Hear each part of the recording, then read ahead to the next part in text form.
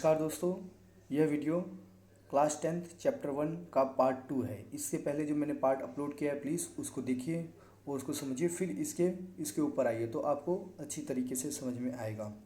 तो अब हम डिस्कस करते हैं केमिकल इक्वेशन के बारे में।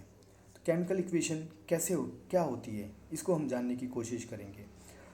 अब हमने पीछे देखा, जो हमने रिएक्शन करी एक्टिविटी 1.1 में, ये सारी एक्टिविटी करी है ना। तो उसको हमने कैसे लिखा, when a magnesium ribbon is burn with in oxygen it converted into the magnesium oxide. इतना लंबा वर्ड आपको लिखना पड़ रहा है ना। जब आपने क्या किया, मैग्नीशियम रिबन को ऑक्सीजन के साथ रिएक्ट करके बर्न किया, जब उसको आपने बर्न किया तो वो किस में कन्वर्ट हो गया, मैग्नीशियम ऑक्साइड। इतना लंबा लिखना मतलब क्या आप इसको शॉर्ट में नहीं लिख सकते? तो हाँ, शॉर्ट में लिख सकते हैं। तो कैसे लिख सकते हैं, this description of a chemical reaction is sentence form is quite long. ये बहुत लंबा हो रहा है ना।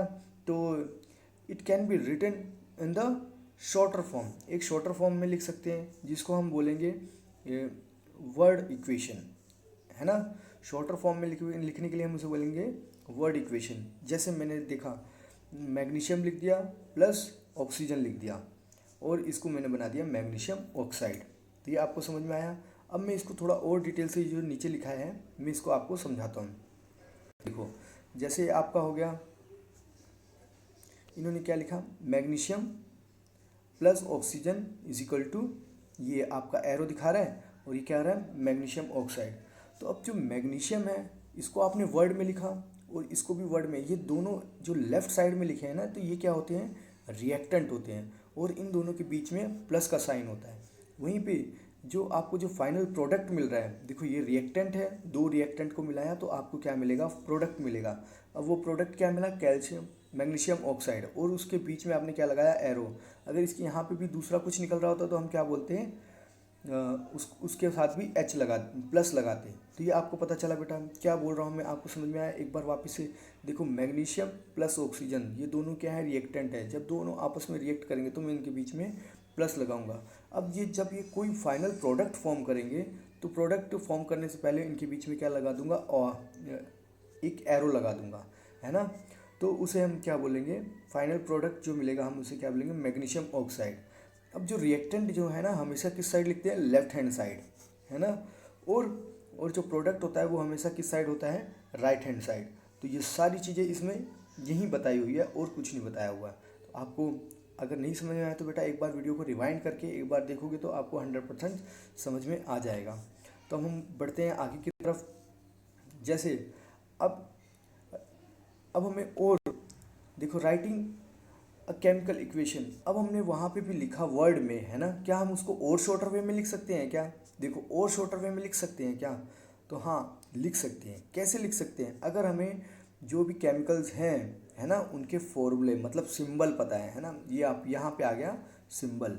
अगर आपको उसके सिंबल पता है तो आप और आसानी से उसको क्या कर सकते हैं, रिप्रेजेंट कर सकते हैं। कैसे, वो मैं बताता हूँ आपको। जैसे मैग्नीशियम को हम बोलते हैं Mg, और रिएक्ट किसके साथ कर रहा है, ऑक्सीजन के साथ। तो इन दोनों के क्या हो गए, ऑक्सीजन मॉलिक्यूल, और Mg क्या है, एक एटम है, क्योंकि ये दो है इसके लिए मॉलिक्यूल हो गया, और ये एक है इसके लिए क्या हो गया, एटम हो गया। ये दोनों आपस में रिएक्ट करा, फिर एक एरो, मैंने बताया कि प्रोडक्ट बनने से पहले क्या होता है, एरो लगाते हैं हम उसको। तो ये दोनों क्या है, रिएक्टेंट है, और फिर प्रोडक्ट मेरे को मिला क्या, MgO। ये हो गया हमारा क्या, फाइनल प्रोडक्ट हो गया। तो ये आपको पता चल गया बेटा। आपने यहाँ पे देखा, देखो वापस से एक बार समझा देता हूँ। देखो Mg था, है ना, उसको रिएक्ट किया किसके साथ, ऑक्सीजन के साथ, है ना। ये दोनों क्या हो गए आपके रिएक्टेंट, और प्रोडक्ट मिलने से पहले हम एरो लगाते हैं, तो उसको मैंने बोला MgO। तो देखो ये और शॉर्टर वे में हो गया ना, वर्ड इक्वेशन से अच्छा और शॉर्टर वे में हो गया। तो हमने इसको क्या कर दिया, सिम्बॉलिकली रिप्रेजेंट किया। तो अब यहाँ पे लेकिन आपको ध्यान में रखना है, RHS और LHS, ये सारी चीज़ें आपको पता चल गई। RHS क्या होता है, LHS क्या होता है, प्लस कहाँ पे लगाते हैं, एरो कहाँ पे लगाते हैं, और लेफ्ट हैंड साइड में किसको लिखते हैं, राइट हैंड साइड में किसको लिखते हैं, ये सारी चीज़ें आपने यहाँ पे जान ली हैं। अब क्या करना है, देखो और अब आपको समझते हैं और डिटेल से इसको समझते हैं। देखो, मैग्नीशियम प्लस ऑक्सीजन रिएक्ट किया, आपका क्या बनाया, एरो बनाया, क्या बनाया, MgO। अब यहाँ पे मैग्नीशियम कितना है, 1 है, ऑक्सीजन कितना है, 2 है ना। यहाँ पे मैग्नीशियम कितना है, 1 है, और ऑक्सीजन भी कितना है, 1 है। तो ये क्या हो गई, बैलेंस इक्वेशन हुई क्या, नहीं हुई, क्योंकि हमारा law of conservation of mass क्या बोलता है, मास can nether be created nor be destroy in a chemical reaction. तो केमिकल रिएक्शन में मास तो हो ही नहीं सकता। अगर आपने 10 किलो इस साइड डाला है, 10 किलो, तो 20 किलो इस साइड निकलना ही चाहिए, है ना। 20 किलो तो निकलना ही चाहिए, क्योंकि मास तो डिस्ट्रॉय हो ही नहीं सकता केमिकल रिएक्शन में।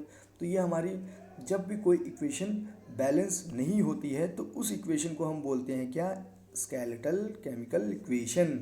तो जो भी कोई हमारी क्या होती है, वापस से देख लो, जब भी कोई हमारी इक्वेशन बैलेंस नहीं होती है तो उस इक्वेशन को हमें बैलेंस नहीं होती है तो उसे हम क्या बोलते हैं, स्केलेटल केमिकल इक्वेशन। अब हम उसे क्या करना है, बैलेंस करना है ना। अब हम उसे कैसे बैलेंस करेंगे, जैसे मैं आपको एक छोटा सा एग्जांपल दे देता हूँ, फिर नेक्स्ट पार्ट में हम इसको डिटेल से डिस्कस करेंगे। जैसे मैग्नीशियम है ना, ये 1 मिनट सॉरी, जैसे ये मैग्नीशियम है और प्लस क्या था, ऑक्सीजन था, है ना। इसको मैंने एरो देके क्या बनाया था, MgO। अब मैंने बताया यहाँ पे ऑक्सीजन 2 है, यहाँ पे 1 ही है। तो अब मैं क्या करूँगा, यहाँ पे 2 से मल्टीप्लाई कर देता हूँ, 2 Mg हो गए, 2 ऑक्सीजन हो गए, और यहाँ पे भी क्या कर देता हूँ, 2 पे मल्टीप्लाई कर देता हूँ, तो 2 Mg और 2 ऑक्सीजन हो गई हमारी इक्वेशन बैलेंस। तो हम कैसे इक्वेशन बैलेंस करते हैं, ये नेक्स्ट पार्ट में हम डिटेल में जानने की कोशिश करेंगे। यहाँ पे आपको पता चल गया बेटा, skeletal chemical equation for a reaction क्या होती है। तो स्केलेटल केमिकल इक्वेशन वो होती है जो अनबैलेंस्ड इक्वेशन होती है, उसे हम बोलते हैं क्या, स्केलेटल केमिकल इक्वेशन। तो यहाँ पे आपको ये चीज़ें बेटा क्लियर हो गई मेरे हिसाब से। अब हम आ जाएंगे नेक्स्ट पार्ट में, आज के लिए इतना ही है। तो ये 2 पार्ट हो गए बेटा, तीसरा पार्ट भी आप हर एक पार्ट को ध्यान से पढ़ो, आपको ज़रूर अच्छी तरीके से समझ में आएगा और आप अच्छी तरीके से चीज़ों को क्या कर पाओगे, इलेबरेट कर पाओगे। Thank you very much.